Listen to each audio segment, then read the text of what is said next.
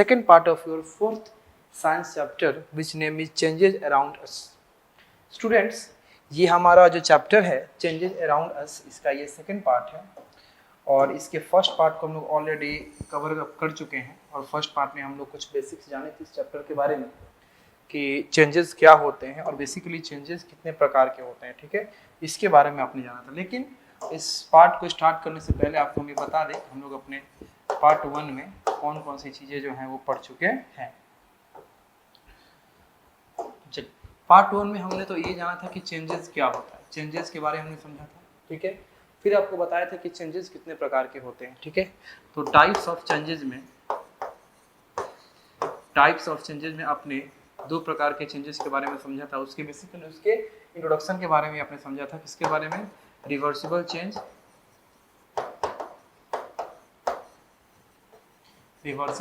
And irreversible change.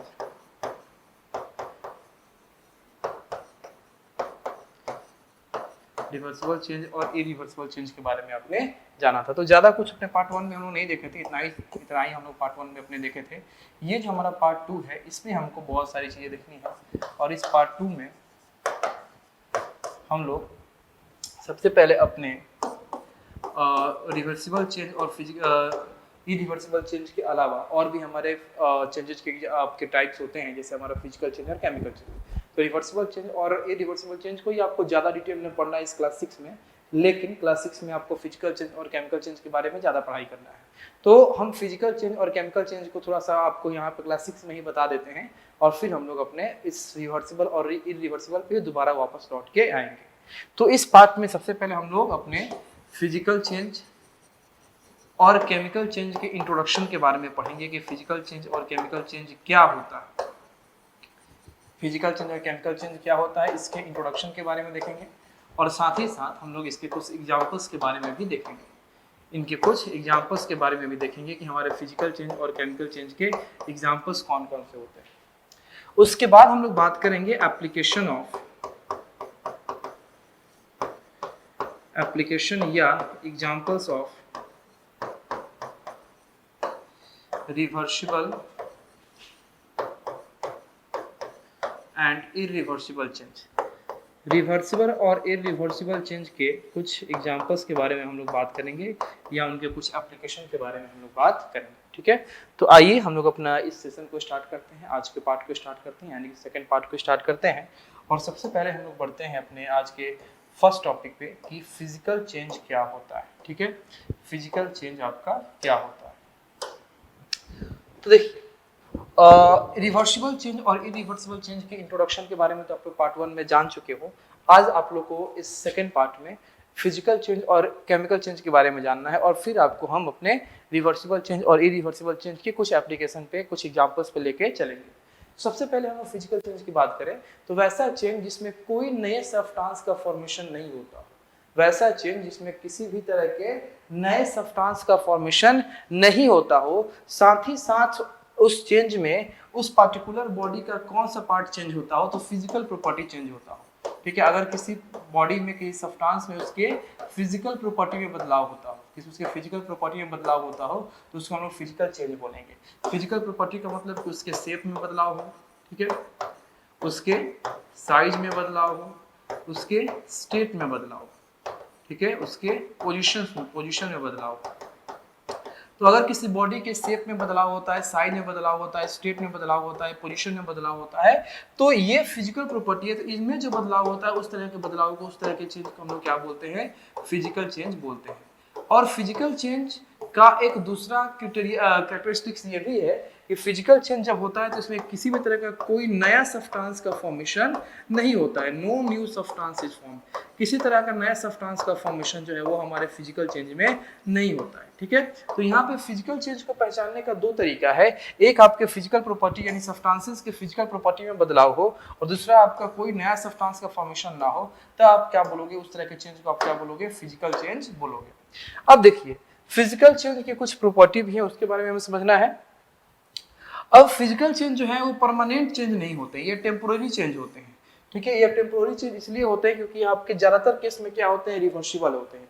Reversible कहने का मतलब कि एक बार अगर चेंज हो गए तो दोबारा अपने वो ओरिजिनल फॉर्म में भी आ सकते हैं, जो कि आपको रिवर्सिबल का पहले भी पार्ट 1 में भी कुछ कंसेप्ट आपको रिवर्सिबल और इरिवर्सिबल का कंसेप्ट आपको दे चुके हैं, ठीक है। तो आपका physical change or temporary change which can be easily reverse to form the original substance, ठीक है। तो यहाँ पे हम ये नहीं बोल रहे हैं कि सभी फिजिकल चेंज क्या होते हैं आपके रिवर्सिबल ही होते हैं। हाँ, मैक्सिमम फिजिकल चेंज जो होते हैं वो रिवर्सिबल होते हैं। कुछ आपके ऐसे फिजिकल चेंज होते हैं जो इरिवर्सिबल होते हैं।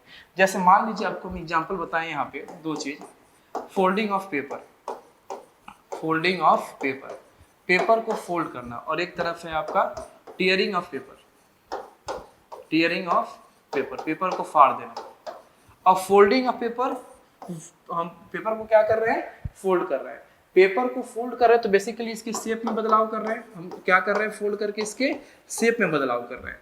पेपर को टीयर कर रहे हैं तो इसके साइज में बदलाव कर रहे हैं, इसके साइज को छोटा कर रहे हैं। तो शेप और साइज में बदलाव कर रहे हैं, तो ये दोनों आपका कौन सा चेंज कहलाएगा? पहले तो बात तो ये दोनों आपके फिजिकल चेंज कहलाएंगे। ये दोनों कौन सा चेंज होगा? फिजिकल चेंज होगा, ठीक है। अब हम बात करते हैं कि क्या इन दोनों की ओरिजिनल फॉर्म को, इन दोनों के आपके पहले वाले रूप को फिर से दोबारा हम गेन कर सकते हैं। तो देखिए, अगर आप पेपर को फोल्ड किए हो, मान लो एरोप्लेन बनाए हो, वाटर बोट बनाए हो, या कोई भी अगर आप कार्टून बनाए हो, तो अगर आप पेपर को फोल्ड करके कोई स्ट्रक्चर दिए हो तो दोबारा उसको खोल के फिर पेपर आप बना सकते हो।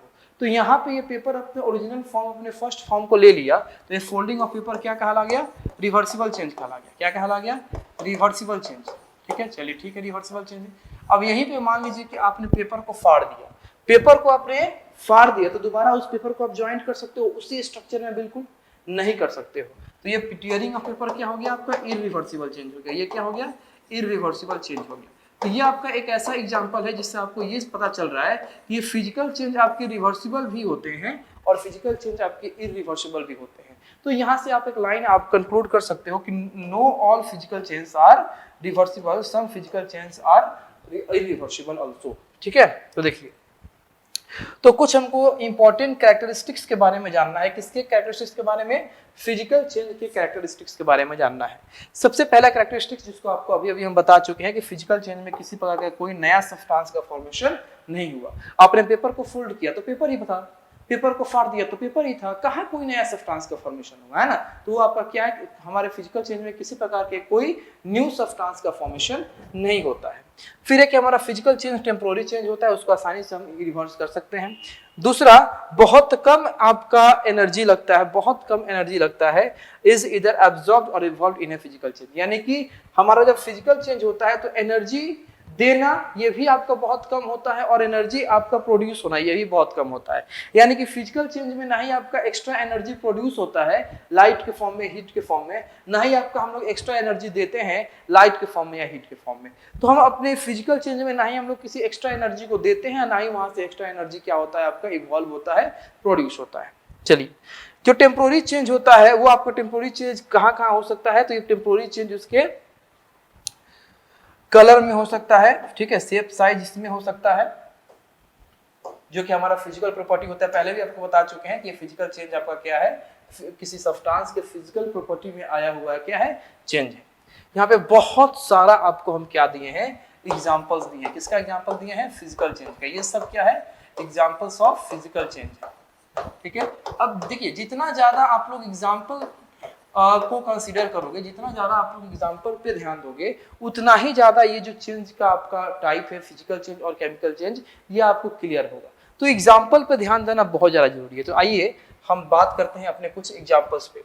तो सबसे पहला है आपका मेल्टिंग ऑफ आइस। आइस का मेल्ट होना यानी कि वाटर बनना, या वाटर का बॉयल होना, या वाटर का फ्रीज होना, यानी वाटर का किसी भी एक फॉर्म से दूसरे फॉर्म में चेंज होना, ये आपका क्या होता है? फिजिकल चेंज होता है। क्योंकि आपको हम पहले ही बताए थे यहाँ पे कि आपका वाटर अगर एक फॉर्म से दूसरे फॉर्म में चेंज हो रहा है तो उसका कौन सा प्रॉपर्टी चेंज हो रहा है? तो स्टेट चेंज हो रहा है, और स्टेट जो है हमारा फिजिकल प्रॉपर्टी में आता है, ठीक है। चलिए, और भी कुछ आपको एग्जांपल बता देते। कंडेंसेशन यानी कि आपका वाटर वेपर से वाटर ड्रॉपलेट्स में कन्वर्ट होना। इवापोरेशन, ठीक है, ये भी आपका फिजिकल चेंज है। कपड़ा का कटिंग, क्लॉथ को कटिंग करते हो, ठीक है, आपका चॉक स्टिक को ब्रेक करते हो, तो कपड़ा का कटिंग करते हो तो उसके आप साइज में बदलाव करते हो।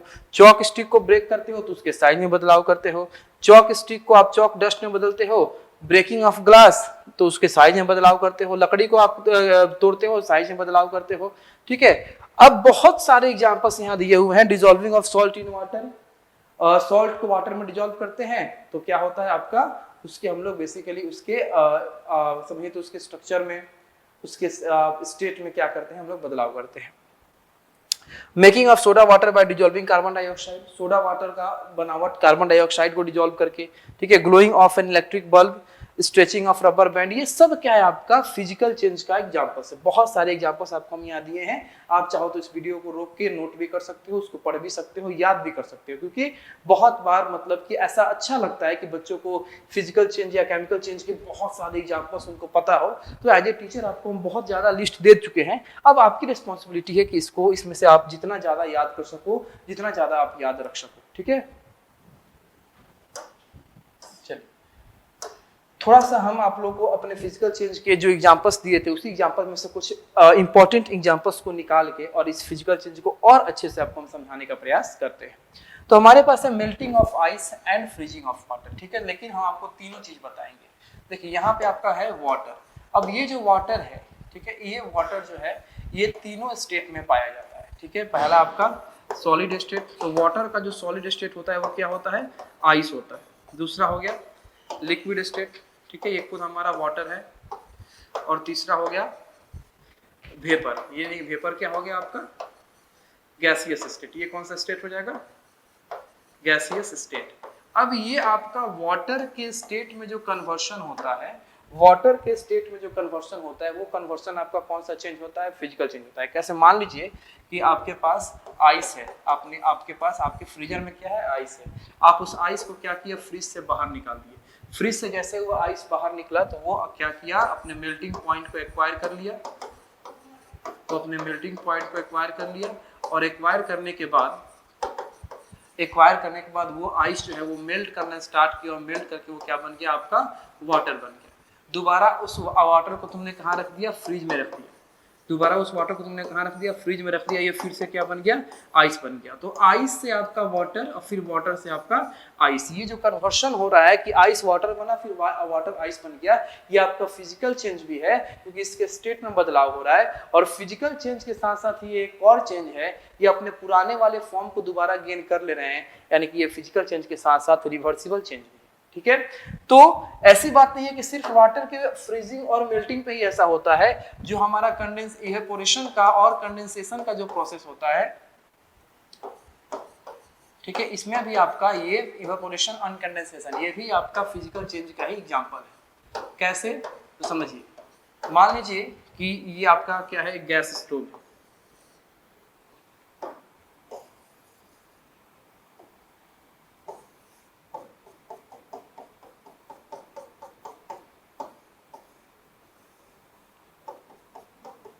ये गैस स्टोव है, इसके ऊपर आपने क्या किया, एक पतीला रखा। इस पतीले में क्या है, आपका वाटर है।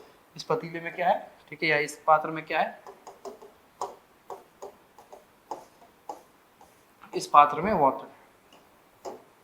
अब आप क्या कर रहे हो कि इस जो आपके पास ये बर्नर है, इस बर्नर को आप क्या करो, जला रहे हो। इस बर्नर को अगर आप जलाओगे तो ये वाटर जो है कुछ देर के बाद, जलाते जलाते नहीं, कुछ देर के बाद ये वाटर जो है ये वेपर में कन्वर्ट होना स्टार्ट हो जाता है। ये वेपर में कन्वर्ट होना स्टार्ट हो जाता है। अब आप क्या करो, एक दूसरा प्लेट लो, ठीक है, उस प्लेट को इस वेपर के सामने लेके जाओ।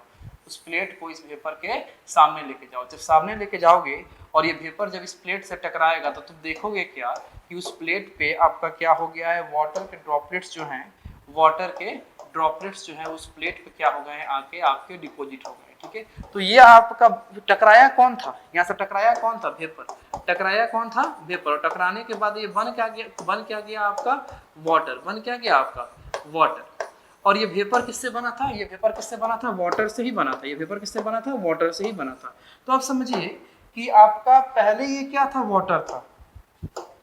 पहले ये क्या था, वाटर था। वाटर से ये क्या बना, वेपर बना, ठीक है। वाटर से ये क्या बना, वेपर बना। और फिर वेपर से ये क्या बन गया, वाटर बन गया। यानी कि इसके स्टेट में क्या हो रहा है, बदलाव हो रहा है। तो इसके स्टेट में बदलाव हो रहा है, इसलिए ये क्या होगा, फिजिकल चेंज होगा। लेकिन ये वाटर से वेपर बना तो फिर वेपर से वाटर, यानी अपने पहले वाले फॉर्म को अटेंड कर लिया। तो ये फिजिकल चेंज के साथ साथ ये हमारा रिवर्सिबल चेंज का भी एग्जाम्पल है।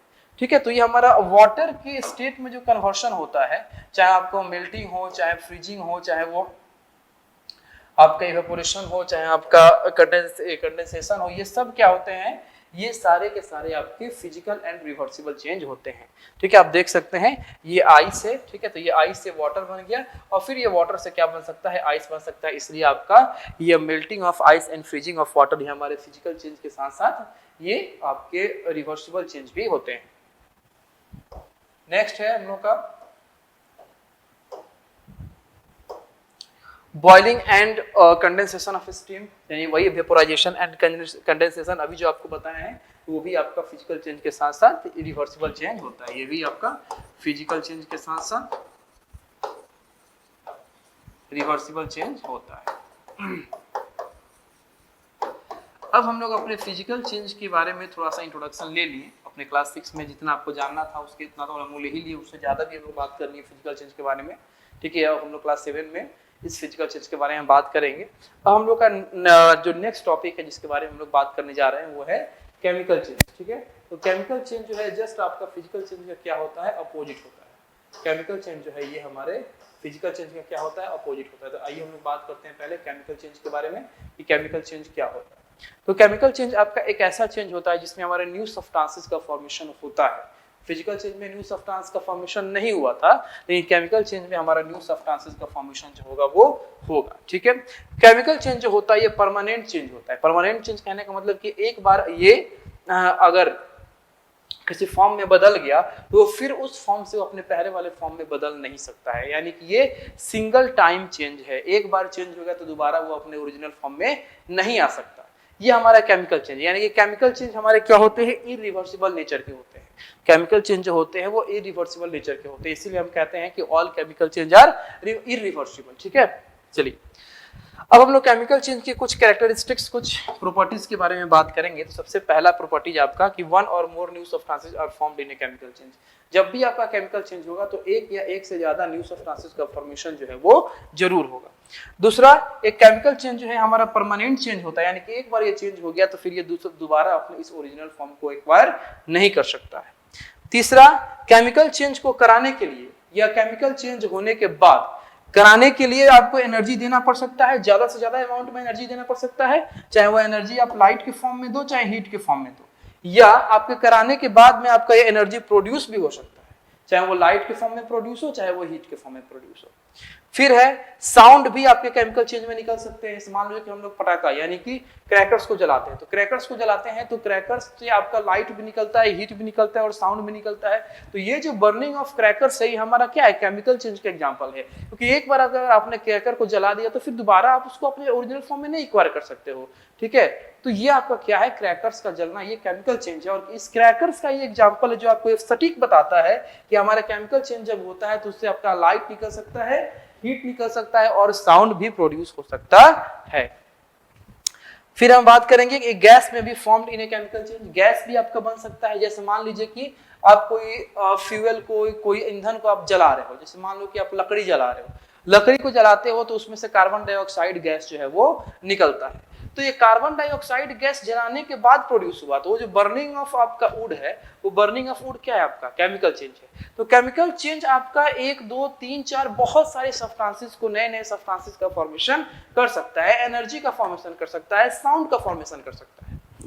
ठीक, फिर बात करेंगे केमिकल चेंज इन स्मेल में टेक प्लेस और ए न्यू स्मेल में be given of in a chemical change. ठीक है, अगर आप बात करो कि एनर्जी, चाहे आपका साउंड या आपका कलर, स्मेल, ये सब आपके बदल सकते हैं। हमारा वो चेंज होने के बाद ये सब कुछ बदल सकता है। जैसे मान लीजिए कि अभी का जो सीजन चल रहा है उसी पे आपको एग्जांपल देते हैं हम कि अभी अपने आम के पेड़ पे क्या लगा हुआ है, कच्चा आम हो चुका है। अभी इस कच्चे आम का जो स्मेल है ये कुछ और ही होता है। ठीक है, महीने 2 महीने बाद ये जब पक जाएगा तो पकने के बाद इसका स्मेल और कलर दोनों बदल जाता है। तो ये आम का या किसी फल का पकना क्या है, केमिकल चेंज। क्यों? क्योंकि उस केमिकल चेंज को एक बार अगर कोई फल पक गया तो दोबारा वो कच्चा नहीं हो सकता है। दूसरी बात, उसके आपके केमिकल प्रॉपर्टीज में बदलाव होते हैं, वो अंदर से पूरा मीठा हो जाता है, अंदर से सॉफ्ट हो जाता है ना, उसके केमिकल प्रॉपर्टीज में बदलाव होते हैं। तीसरी बात कि उसका स्मेल चेंज हो जाता है, उसका कलर चेंज हो जाता है ना, ये बहुत सारे हमारे कैरेक्टरिस्टिक्स चेंज हो जाते हैं केमिकल चेंज के दौरान। फिर है कि परमानेंट चेंज इन कलर में take place in chemical change, ठीक है। आपका ऐसा बात नहीं है कि जब केमिकल चेंज होगा तो जो कलर में बदलाव हो रहा है, जो स्मेल में बदलाव हो रहा है, वो कुछ ही क्षण के लिए वो बदलाव हो, फिर वो अपने पुराने वाले कलर या स्मेल को एक्वायर कर ले, ऐसी बात नहीं है। एक बार अगर केमिकल चेंज हुआ और वहां कलर और स्मेल का बदलाव हो गया तो वो परमानेंट चेंज होता है। वो कलर आपका परमानेंटली आपका चेंज हो गया, वो स्मेल परमानेंटली चेंज हो गया, ठीक है। वो रहे या ना रहे, लेकिन पुराना वाला तो नहीं आ सकता है, पुराना वाला वो नहीं आ सकता है, ठीक है।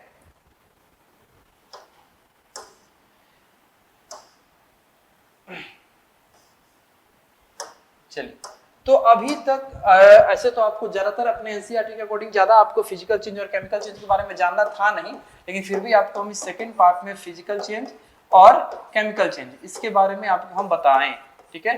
अब अपने फिजिकल चेंज और केमिकल चेंज को यहीं पे क्या करते हैं, समाप्त करते हैं, और फिर से हम लोग अपने फर्स्ट वाला जो पार्ट था उस पार्ट में जो हम लोग पढ़ाई कर रहे थे अपने रिवर्सिबल और इरिवर्सिबल चेंज, उसी के एग्जांपल्स पे हम लोग क्या करते हैं, अब अपना नजर लगाते हैं और उसी के एग्जांपल्स को हम लोग अब देखेंगे। तो फिर से हम आते हैं अपने रिवर्सिबल और इरिवर्सिबल चेंज की कुछ एग्जांपल्स पे।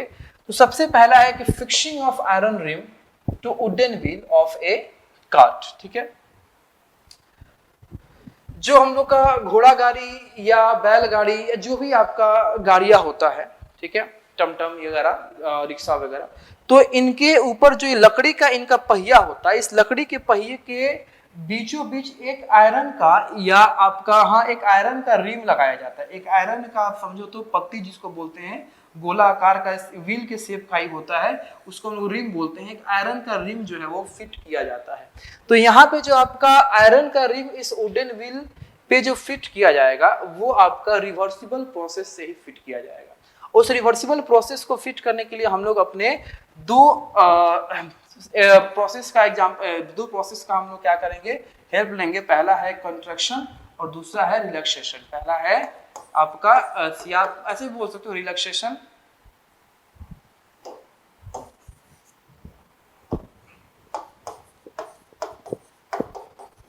Relaxation and contraction. अब ये रिलैक्सेशन और कॉन्ट्रैक्शन ये दोनों जो है ये आपका एक दूसरे के अपोजिट है और ये रिवर्सिबल है। रिवर्सिबल इसलिए है, और खास करके आयरन रिम की बात करें तो आयरन रिम में जो कॉन्ट्रैक्शन और रिलैक्सेशन होता है ये रिवर्सिबल होता है। तो इस आयरन रिम के फिटिंग के बारे में हम बात करें वुडन व्हील पे, तो the iron rims are defeated around wooden wheels by the process expansion on heating followed by contraction on cooling, this is done as follow. यानी कि हम लोग इस वुडन व्हील के ऊपर जो आयरन रिम को फिट करते हैं वो कॉन्ट्रैक्शन और रिलैक्सेशन प्रोसेस, एक्सपेंशन और कॉन्ट्रैक्शन प्रोसेस के हेल्प से करते हैं। और ये एक्सपेंशन जो होता है, ये एक्सपेंशन आपका हीट करने से होता है। उस आयरन रिंग को आप हीट करते हो तो उसके पार्टिकल्स जो है एक दूसरे को छोड़ के क्या करते हैं, एक दूसरे को छोड़ के वो अपने पास स्पेस बनाते हैं, और स्पेस बनाते हैं तो आयरन रिम जो है वो फैल जाता है, वो बड़ा हो जाता है। कब जब हम हीट करते हैं तो आयरन रिम एक्सपेंड करता है, और फिर जब हम कूल कर देते हैं तो फिर वो पार्टिकल्स जो दूर दूर गए थे वो आके एक साथ क्या होता है, जुट जाते हैं, एक साथ आपके कंबाइन हो जाते हैं और उसका साइज फिर से छोटा हो जाता है, वो फिर से आपका क्या हो जाता है, कॉन्ट्रैक्ट कर जाता है।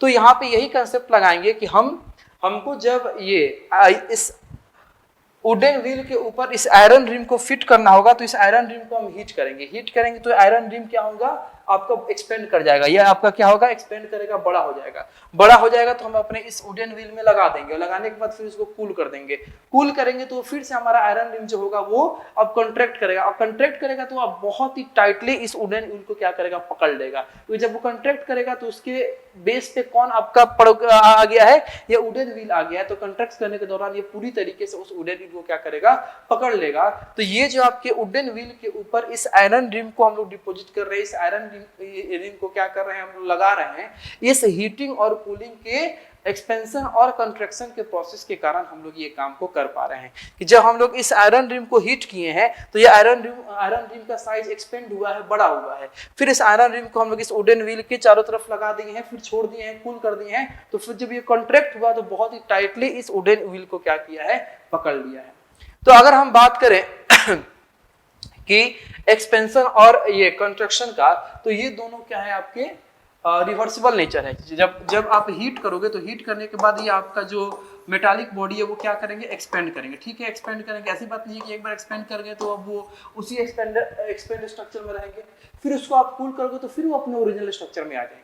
तो ये जो हीट करने से एक्सपेंशन होगा, फिर कूल करने से आपका कंट्रक्शन होगा, ये जो प्रक्रिया है ये रिवर्सिबल चेंज का क्या है, एग्जांपल है, क्योंकि ये अपने दोबारा उस पुराने वाले फॉर्म को एक्वायर कर ले रहे हैं, ठीक है। अब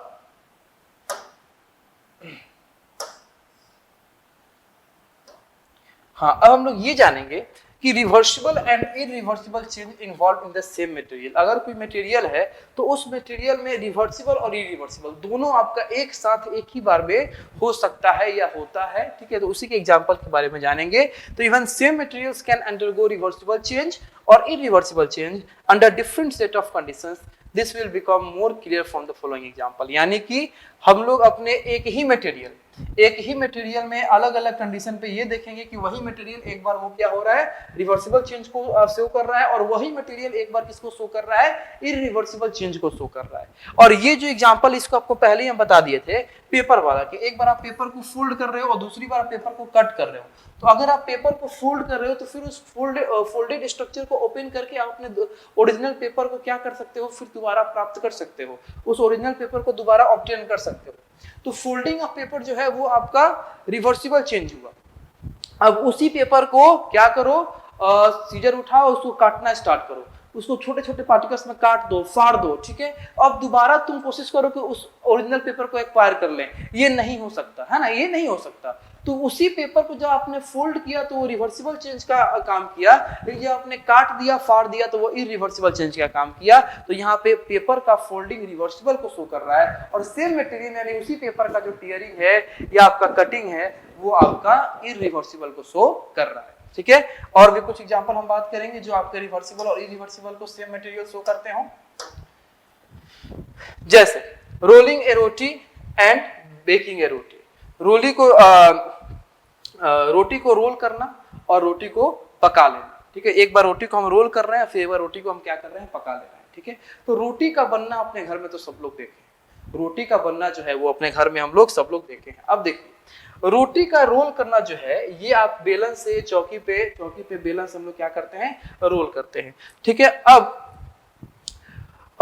इसको रोल कर हम लोग कैसे करते हैं, तो पहले हम लोग आटा को सानते हैं, आटा को सान के उसको डफ बनाते हैं और डफ का बॉल लेते हैं, जिसको हम लोग गोलियां कहते हैं। वो बॉल को क्या करते हैं, उस चौकी पर रख के उसको बेल के और उस रोटी को हम क्या करते हैं, रोल करते हैं। अब हमारा मन, हम मान लो कि रोटी को रोल कर दिए या फिर उसको हम अपने उस बॉल में कन्वर्ट करना चाहते हैं, तो फिर उस रोटी के रोल स्ट्रक्चर को ममोड़ तमोड़ के क्या करेंगे, एक आप उस बॉल में कन्वर्ट कर देंगे। तो बॉल से, वो जो आपका डफ का बॉल था, उस बॉल से आपने क्या बनाया, रोल्ड रोटी बनाया, ठीक है। अब फिर उस रोल्ड रोटी को आप फिर से दोबारा अपने हाथ में ममोड़ के क्या कर सकते हो, बॉल में कन्वर्ट कर सकते हो। तो वही रोटी का रोल होना वो क्या शो कर रहा है, यहाँ पे रिवर्सिबल नेचर को शो कर रहा है। रोटी का रोल होना ये किसको शो कर रहा है, रिवर्सिबल चेंज को शो कर रहा है। और वही आपका रोल्ड रोटी अगर एक बार इस तवे पे पड़ के पक जाता है, अगर ये रोटी एक बार पक जाता है, तो पकने के बाद अगर चाहते हो कि फिर से वो रोल्ड रोटी या उस बॉल में इसको हम कन्वर्ट करा दें, तो ये मुश्किल है। पकने के बाद दोबारा वो आपका रोटी जो है वो रोल रोटी में या उस डफ में या उस बॉल ऑफ डफ में कन्वर्ट नहीं हो सकता। तो उसी रोटी का रोल होना क्या शो कर रहा है, रिवर्सिबल नेचर को शो कर रहा है। और उसी रोटी का बेक हो जाना, पक जाना, ये किसको शो कर रहा है, इरिवर्सिबल नेचर को शो कर रहा है, ठीक है। तो एक ही मटेरियल आपकी रिवर्सिबल और इरिवर्सिबल दोनों तरह के नेचर को, दोनों तरह के चेंज को एक ही मटेरियल क्या कर सकते हैं, शो कर सकते हैं अलग अलग कंडीशन में, ठीक है। कि हमारा मेल्टिंग ऑफ वैक्स और बर्निंग ऑफ वैक्स ये एक बार रिवर्सिबल नेचर, ठीक है, एक बार में रिवर्सिबल नेचर, और फिर आपका इरिवर्सिबल नेचर किस प्रकार से शो करेंगे, ठीक है। तो देखो अगर आपके पास ये क्या है, सॉलिड वैक्स है, ये क्या आपके पास सॉलिड वैक्स है। इस सॉलिड वैक्स को आपने क्या किया, टेम्परेचर देके या हीट करके इसको आपने लिक्विड वैक्स में चेंज कर दिया। तो फिर लिक्विड वैक्स में चेंज करिए, फिर उसको हम फ्रीज करके क्या कर सकते हैं, सॉलिड वैक्स में चेंज कर सकते हैं। तो यहाँ पे जो आपका सॉलिड वैक्स है, सॉलिड वैक्स है, ये आपका चेंज हो रहा है किसमें, लिक्विड वैक्स में। हीट करके उसको हम क्या कर रहे हैं, लिक्विड वैक्स में चेंज कर दे रहे हैं। फिर आप उस लिक्विड वैक्स को ठीक है कूल करके या फ्रीज करके उसको आप सॉलिड वैक्स में चेंज कर सकते हो। तो यहाँ पे ये आपका मेल्टिंग ऑफ वैक्स है, ये किसको शो कर रहा है, आपका रिवर्सिबल नेचर को। अब आते हैं हम लोग अपने बर्निंग ऑफ वैक्स पे। ये मान लीजिए आपके पास एक नया कैंडल है, नया कैंडल जल रहा है, पूरा आपका वैक्स जो है वो जल रहा है, बर्न कर रहा है, बंद कर रहा है। थोड़ी देर बाद, आधा एक घंटे बाद ये छोटा सा कैंडल आपका बच जाता है। तो क्या उस छोटे से कैंडल से फिर आप ये बड़े वाले कैंडल को एक्वायर कर सकते हो? यानी एक बार जब पूरा आपका वैक्स जल गया तो दोबारा उस कंप्लीट वैक्स को आप क्या कर सकते हो? नहीं ला सकते हो। तो वहां पे बर्निंग ऑफ वैक्स क्या हो रहा है? आपका इरिवर्सिबल नेचर को, इरिवर्सिबल चेंज को क्या कर रहा है? शो कर रहा है। तो इस तरीके से आपने ये देखा कि एक ही मटेरियल अलग अलग कंडीशन पे एक बार रिवर्सिबल नेचर को शो कर रहे हैं और एक बार इरिवर्सिबल नेचर को शो कर रहे हैं। ठीक है, तो इस तरीके से ये हमारा जो पार्ट 2 है और ये लास्ट पार्ट ही जो था, ये हमारा यहाँ पे आके क्या हो गया? खत्म हो गया। और अपने इस पार्ट 1 और पार्ट 2 के हेल्प से हम लोग बहुत सारे टॉपिक्स को क्या किए? इस चैप्टर में कवर किए, जिसमें हमारा सबसे पहला था कि चेंज क्या होता है। ठीक है, पार्ट 1 से स्टार्ट करते हैं। दूसरा था कि रिवर्सिबल चेंज क्या होता है। ठीक है, रिवर्सिबल चेंज क्या होता है और आपका इरिवर्सिबल चेंज क्या होता है।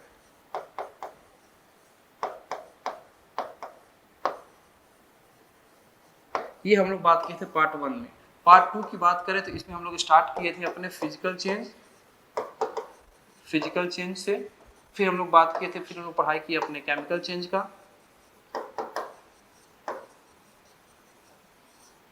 फिर हम लोग बात किए एक्सपेंशन एंड कॉन्ट्रैक्शन का। ठीक है, फिर हम लोग बात की अपना कि रिवर्सिबल चेंज एंड इनरिवर्सिबल चेंज। ठीक है, रिवर्सिबल चेंज और आपका इरिवर्सिबल चेंज दोनों एक ही मटेरियल में किस प्रकार से आपको दिख जाता है। ठीक है, दोनों एक ही मटेरियल में चेंज इन सेम मटेरियल, ये आपका किस प्रकार से होता है। और इस तरीके से हम लोग अपने इस चैप्टर के पार्ट 1 और पार्ट 2 दोनों को यहाँ पे आके खत्म किए। और अगर अच्छे कंक्लूजन के साथ आपको बोला जाए तो हम लोग ये टोटल चैप्टर यहाँ पे आके क्या किए हैं? खत्म किए हैं। तो अब मिलते हैं आपसे हम आपके साइंस बुक के अगले चैप्टर के हमारे पार्ट 1 में। तब तक के लिए थैंक यू सो मच और मन लगा के पढ़ाई कीजिए।